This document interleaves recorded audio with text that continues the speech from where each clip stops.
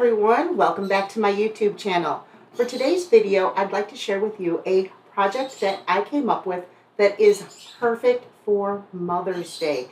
It will work for other holidays as well, but I thought with Mother's Day being next weekend, this is something really quick that you can do, and it gives you another use for those leftover Christmas ornaments. Now the Christmas ornaments do need to be the tempered glass or acrylic, but they're going to be adorable when you turn them into sun catchers for mom. Now, the design that I came up with is really cute. You incorporate the children and their fingerprints, handprints, and footprints to create a design that every mom is going to love. So some additional things you're going to need other than your sublimation equipment is some craft paint. You need green, because we're going to make a flower and you need the leaves and stem to be green. And then whatever color you would like your flower to be, choose that color paint. Then you will need at least 6 sheets of plain paper. Now, in the interest of time and mess and chaos, I did this part ahead of time. But what you're going to do is you are going to take each footprint and place it on a sheet of paper. You want to coat their feet with the green paint and individual footprints. Then you're going to take one thumbprint and make that green. And then just take their index finger and draw a line to make your stem. Once you have that finished, you go ahead and you coat their hands with the color you chose for your flower and create individual handprints left and right. You're going to let that dry completely, and then you're going to take it to your scanner, and you want to scan it into your computer at 300 dpi. Now, once you have those images in your computer, you're going to create your flower in your design program. I've gone ahead and done that in Creative Studio, so let's pop on into the program and see how we create our flower. Okay, so here we are in Creative Studio. For the beginning part of this project, we're just going to go ahead and use the default 8x8 square template to put things in. It just makes it a little bit easier to work with. Now, I have already pre-loaded my images into my Creative Studio account. So I'm going to click on Galleries and My Images where I stored those files, and we're just going to move them into my workspace.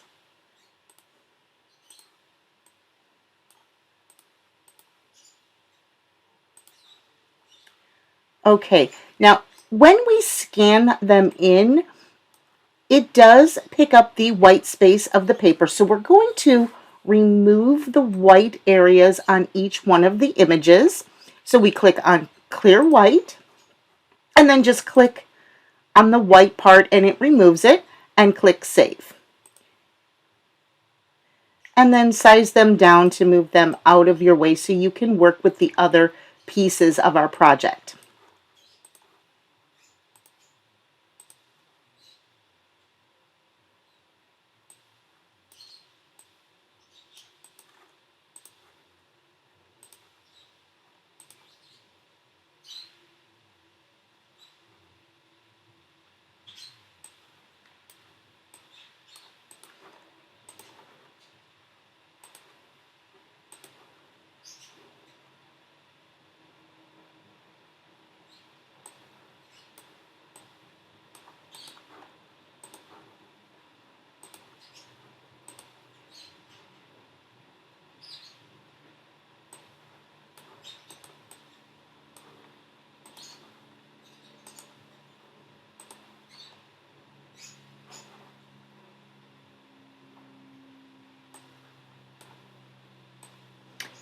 Okay, now the next thing I want to do is on the thumbprint. It did leave quite a bit of white space around it, and I like to work with my space around the items a little bit tighter to the image. So what I'm going to do on this is I'm going to go ahead with it selected.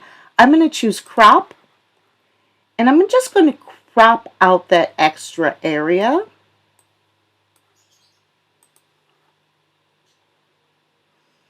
and size it back down.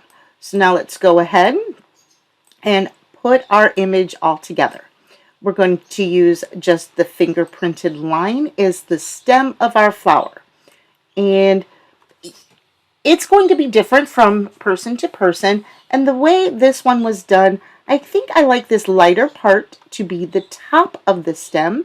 So I'm going to come over here, and on my right hand side, I'm just going to go ahead and rotate that. Now we want 2 stems, so with it still selected, I'm going to go ahead and I'm going to hit duplicate. Now they're both going in the same direction, and I think it might be more pleasing to the eye to maybe have one going in the opposite direction. So I'm going to come over here and I'm just going to click on flip. And I'm just going to kind of place them together. Now our thumbprint is our little small leaf for the stem of our flowers. So we're going to size that down appropriately. And then we will rotate that as well. And I think I like that thumbprint to maybe be more towards the top, or in other words, not underneath our stem. So what I'm going to do is I'm going to highlight it and I'm going to click on bring forward a few times. I clicked more than once, and now it is the top layer. It is not behind the layers of the stems. So now let's use our handprints as our flowers, size them down a little bit, and now our flower is appearing behind the stem, and we really want it on top. So once again, we click on bring forward several times, as many as it takes for that stem to go behind the flower. And we will do the same with the other one. And just click bring forward. And now we can also then go ahead and use our rotate slider bar to position them or angle them how we like.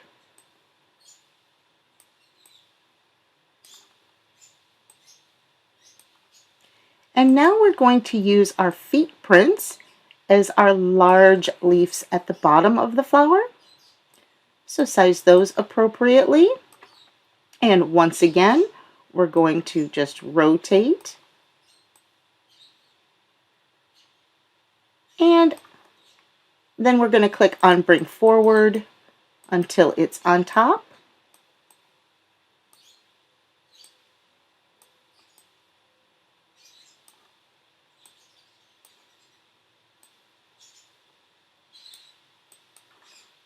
Bring forward again. And maybe size that one up a little bit. Move our stem a little bit closer. Just do some adjusting until it looks how you want it to look. And maybe make our thumbprint a tad smaller. Okay, now that our flower is constructed, we're going to go ahead and we're going to find our ornament template. Click on blank products and home decor. On page 1, we have a ceramic square ornament, and just because we are using a glass ornament, the ceramic label or the name on this, it doesn't make a difference.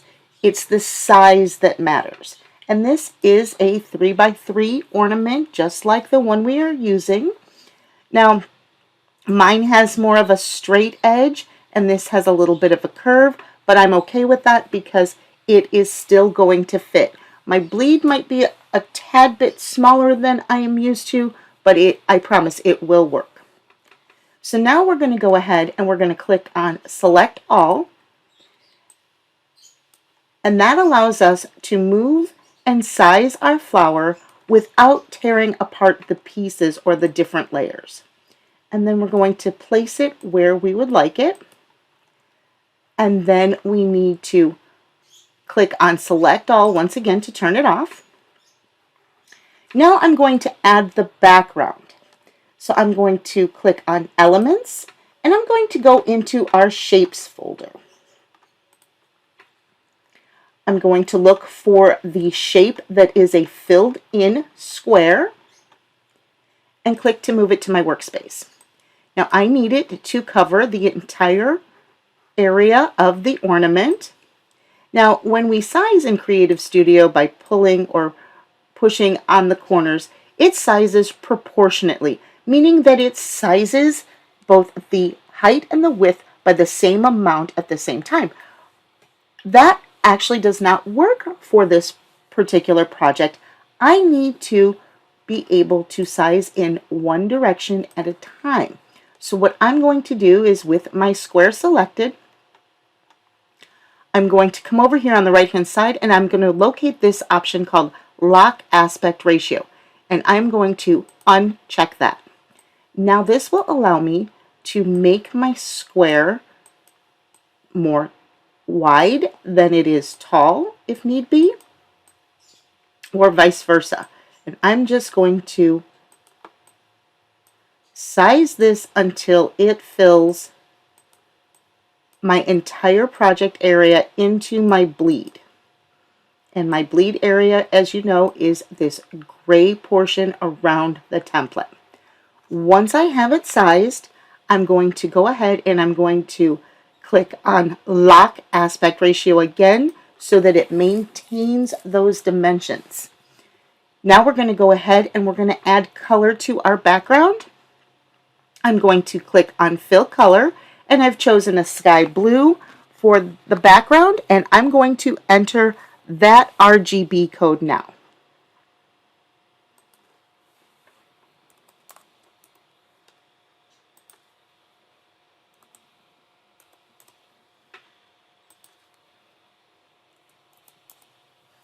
Okay, now I'm going to close my color picker with my background selected. Now this time I'm going to click on Send Backwards several times until my entire flower is on top of that background.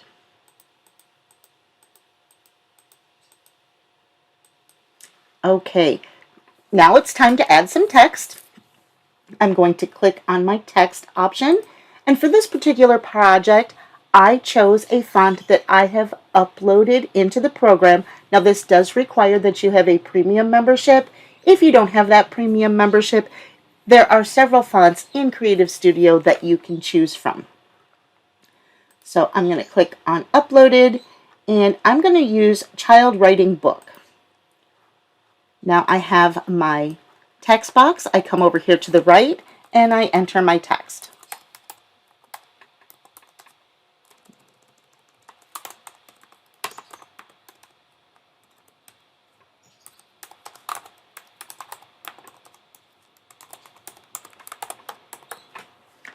Okay, now once my text is entered, I do want to have this be a more bold writing, so I'm going to click on bold, and I'm going to use my slider bar over by size and bring the size of that up. Now I would also like it to be a different color, so I am going to click on Color Fill, and I chose a darker purple for the font, so I will enter that RGB code now.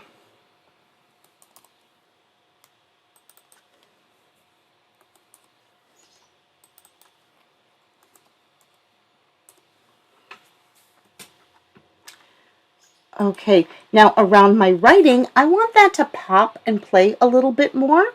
So I'm going to go ahead and I'm going to click on Outline Color, and I'm going to add an outline to my text. And I chose a lighter color for the outline because this is a sun catcher and we want some light and dark colors together so that the sun does shine through and make a very, very pretty presentation.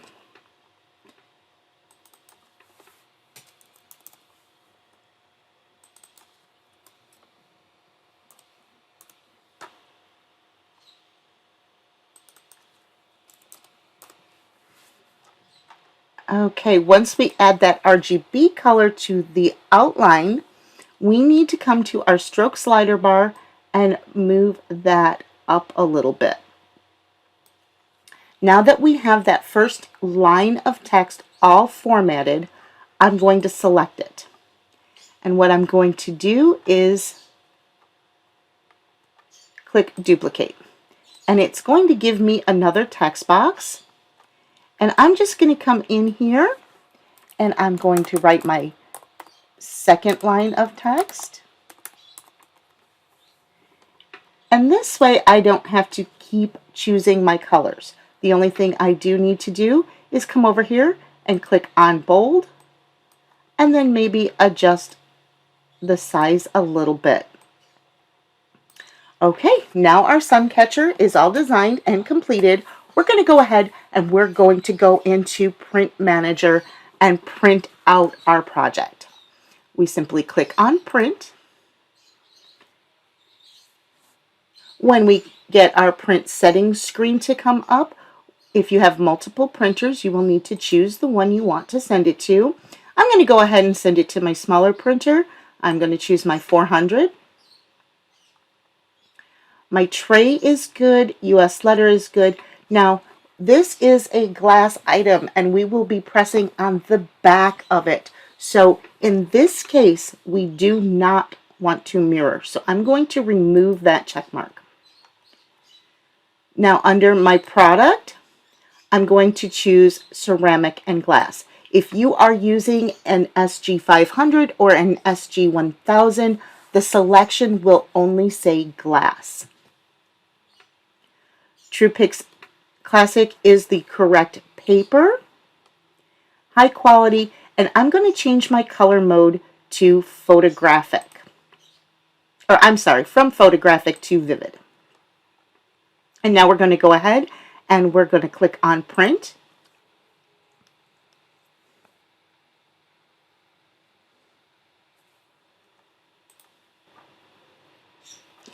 And our item has launched in Print Manager.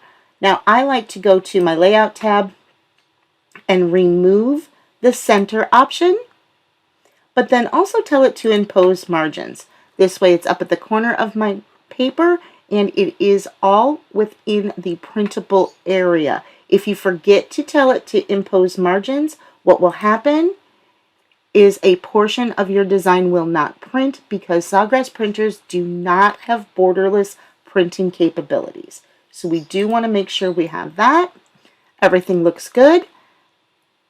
And we are going to click on print, send it to the printer, and now let's go back to the press and work on the rest of our project. Okay, now that we have printed out our design, we're going to go ahead and we're going to prep our substrate and press our project. So we want to make sure we remove any lint, dust, and fingerprints. So I'm going to give the ornament just a quick spritz with alcohol and wipe it with a lint-free cloth. I use coffee filters because they're very cheap, disposable, and biodegradable. Once my item is completely clean, I'm going to line it up on my design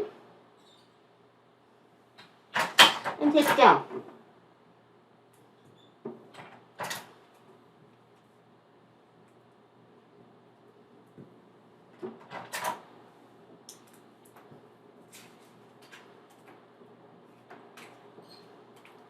Okay, now once you have your project all taped down, we're going to go over to the press.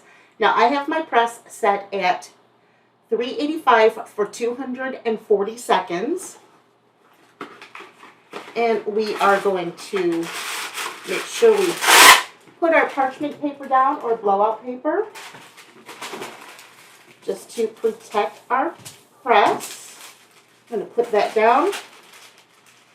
Now remember, you want it under and over your project. With the glass ornaments, you want to make sure your paper is facing up. And then anytime you're using glass or ceramic, you want to have one of these silicone pads. These actually give it a little bit more cushion, and there's less chance that you're going to break your ornament in the pressing process. Now, if you don't have one of these, I got mine from Coastal. I know Hobby Lobby carries silicone baking sheets, and this is the Sunny Side Up Bakery brand, and this was $5. So it looks to be about the same thickness, and that will work as well. So now we're going to go ahead, put our mat over it, and if your mat is bigger and drapes over your press, that is fine. And we will close our press. And now I'm using a light to medium pressure. We don't want too much pressure or the glass will break. Okay, our press is going to be finished here in just a few seconds. So put on our heat gloves. Open the press. Now when you remove your silicone pad, that is going to be smoking hot. It does capture the heat. And we want to hot peel our item.